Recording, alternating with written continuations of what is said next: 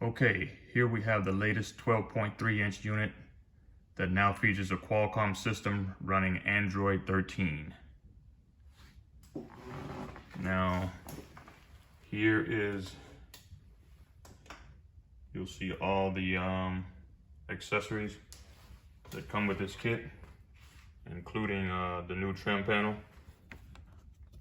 Now this trim kit here is for a Range Rover L494, which is the Range Rover Sport.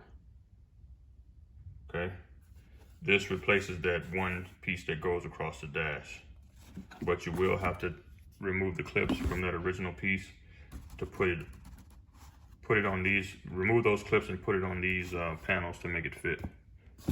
Okay, simple. The harness here, the new harness comes with 2 USBs now, instead of the 1 USB like the old one had.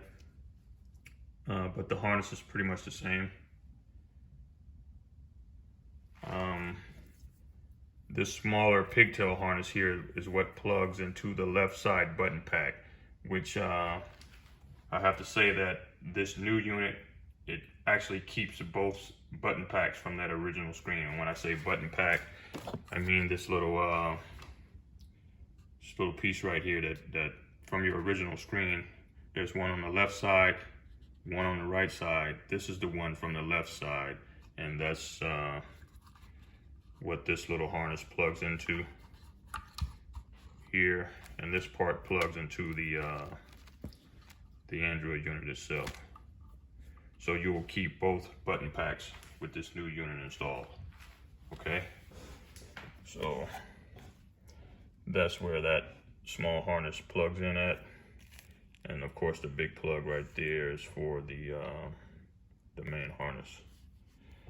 That's where your the SIM card would go. Here is the GPS connection, and that's the connection for the 4G antenna. The Wi-Fi antenna is built in, so you don't have to worry about that. We also have, like the previous unit, you're gonna have a microphone, you're gonna have a GPS antenna, you got your 4G antenna right here. You have a spare ribbon cable just in case you screw up the one that's already attached to the unit. Then you have your little thermal cube here that you're gonna put between the circuit boards. If you watched the previous install, you know where that goes.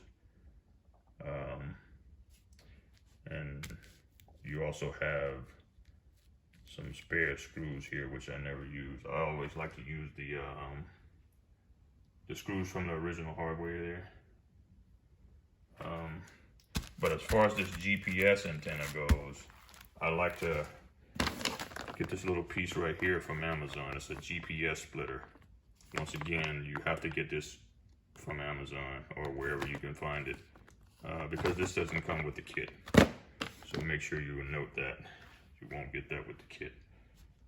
So you only need to get that if you don't want to install the existing the GPS that comes with the kit. Okay, so that's that. And you still have to know whether you have a resistive or capacitive screen. We covered this before in previous videos, but here, if you see that little brown ribbon cable up top, that would be capacitive. If you see that brown ribbon cable off to the side here, that would be a resistive screen. Okay, and I recommend that you also take a picture of your original unit powered on in the car before you remove it. That way you can get a picture or a short video of what selections are on these button packs right and left, because you'll need that when you're configuring the unit for the original interface buttons to work properly. Okay, and I'll show you how we get to that here. So what you want to do to get to that original interface, you can select here where it says original, or they made it convenient where you can just select this little car icon on the screen and that'll pull up the original interface. Without this unit being connected to a car, you won't have anything in the middle of the screen here, but once you have it connected, you'll have all your information that'll pop up there. But to configure this, unlike the previous unit, you just swipe right here and that'll pull up a little menu. And in this menu, that's where you will see what we're familiar with, where you have to configure the unit for your configure the unit to activate your original interface. Okay, so here we have Bosch single view, which for the most part that's what it's going to be on in most of the Range Rovers here in the US. The double or dual view they call it, we don't have to worry about. That's like over in the UK. And the Harman systems, I think that's like the 2017 Range Rover and maybe like the Evoque. I think some of the Evoques have a Harman system in them as well. But like I said, the Bosch single view is pretty much the one you're going to be choosing there. Now where it says car image zoom, this is pretty cool right here because you see the button packs on the side. You can make them disappear actually. Watch this. If you choose large screen, you make those button packs disappear because you really don't need them after you get this thing set up properly. And that's just gonna stretch whatever was in the middle of the screen. Now you have that on full view of the screen, which is really cool if you you want your camera when you put it in reverse to be full view on the screen. So you can do that with this unit. Okay. Also here, you want to select key template. And this is where what I was talking about when I said take a picture of your original interface before you remove it with the power on. So you can see how those buttons, the selections on each side.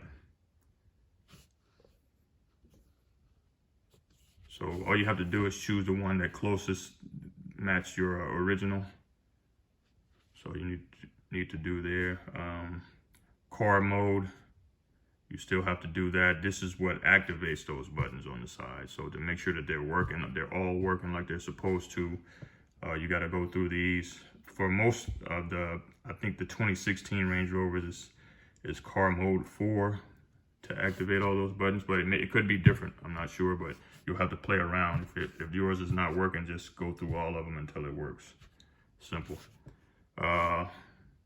Screen type, of course, we talked about that. Resistive, capacitive. You have to make sure you select the right one here, like we talked about on the original screen there, resistive or capacitive. Okay. I think that's that as far as configuring that original interface. Okay, so let's get out of there. And now let's go to the Android settings. So you'll go here. We're gonna go to the Android settings app, which it's not the main settings, but you wanna go here because this is where you set your, or pair your unit to a hotspot. So you go there, select your hotspot, put in your password, and you're logged in. Okay. And you also want to go down to where it says system, date and time. I like to keep that set on automatic. Now here you have to turn that off so you can select your time zone. Here you want to select your region, which is United States. And then you want to select your time zone. I'm in Southern California, so I'm Pacific time. And that's that there. And then I'll turn that back on automatic. Okay. So all the rest of the stuff in that menu, you'll figure it out. I'm not gonna waste time on that. Let's get out of there. Okay, now we wanna go to the main settings, which is there. You select that little gear icon. General settings, you got language, of course. Set it to English, whatever language you choose.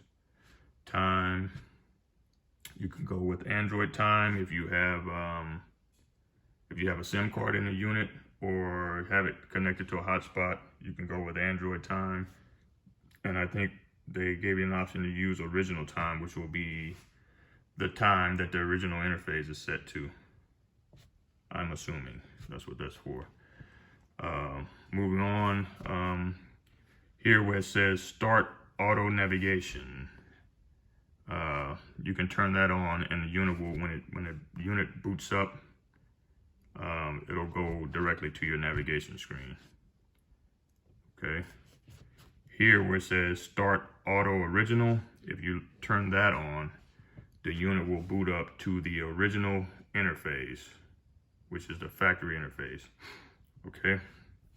Some people might like that, you know, having it boot up to the original Range Rover interface. Pretty cool. Here where it says no video while driving, you can turn that on, I guess, if you want to be safe. Make sure it doesn't play video while you're driving.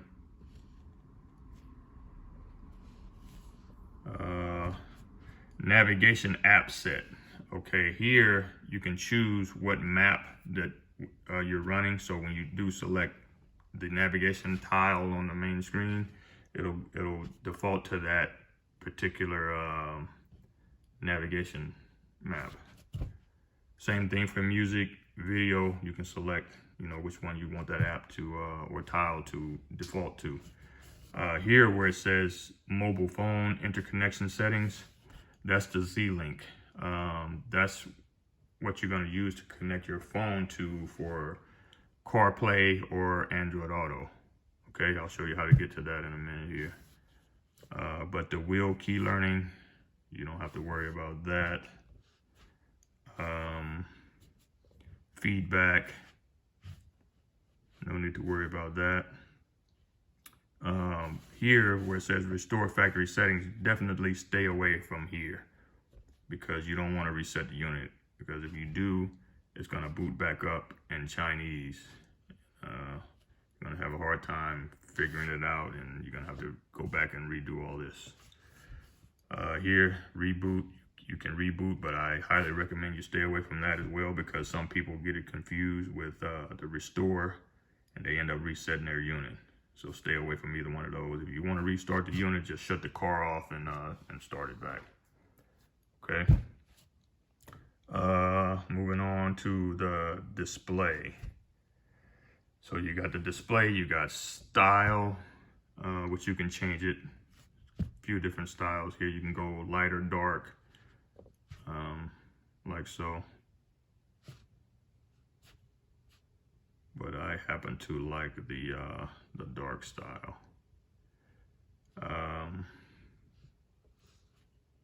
Got your brightness there. Reverse settings.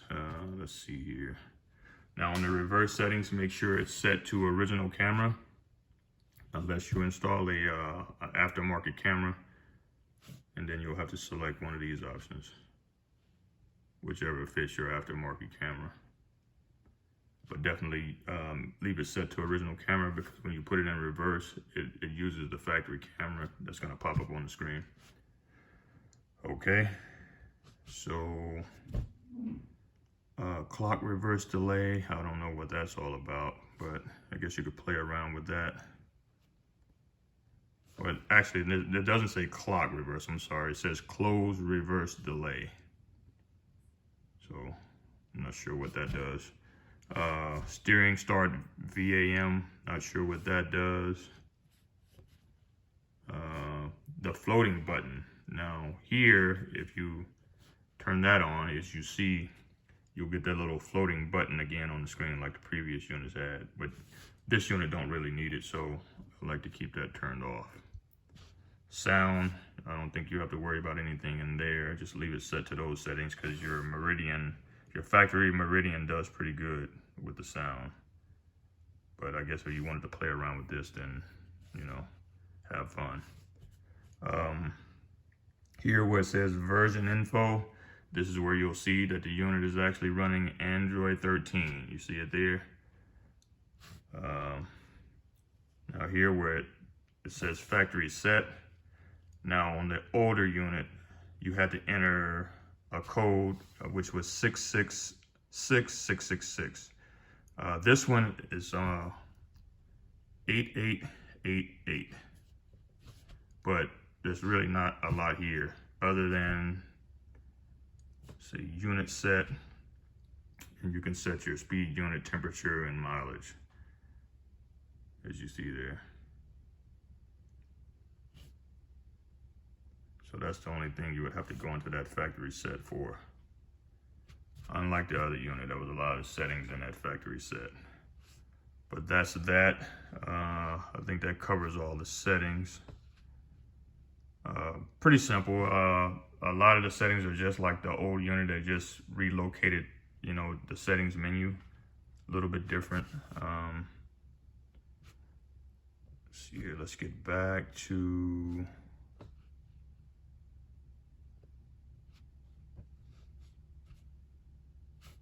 the Android interface. Let's see here. Where are we?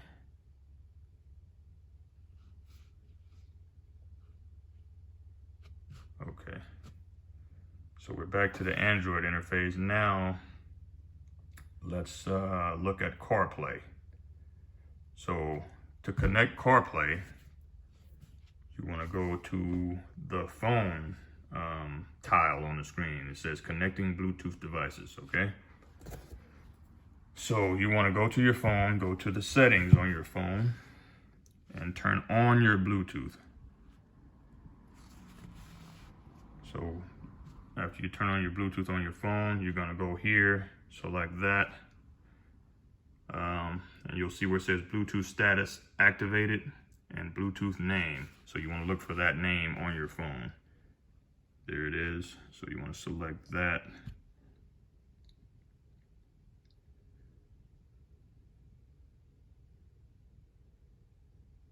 Now it's going to connect.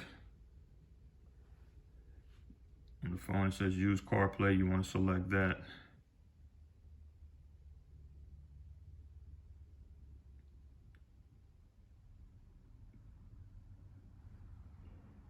And there you have it, it's connected. Pretty simple, guys. To get back to the Android interface, you just select there, it says car. Now you're back to the Android interface. Okay.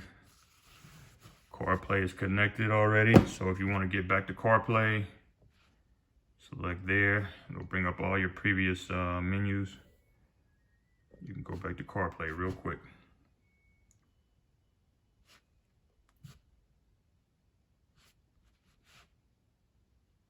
If you want to close out previous apps that have been open, you just do that. Okay. So hopefully I covered everything. Hopefully this helps you guys. I didn't mean to make the video this long, but hopefully it helps some people.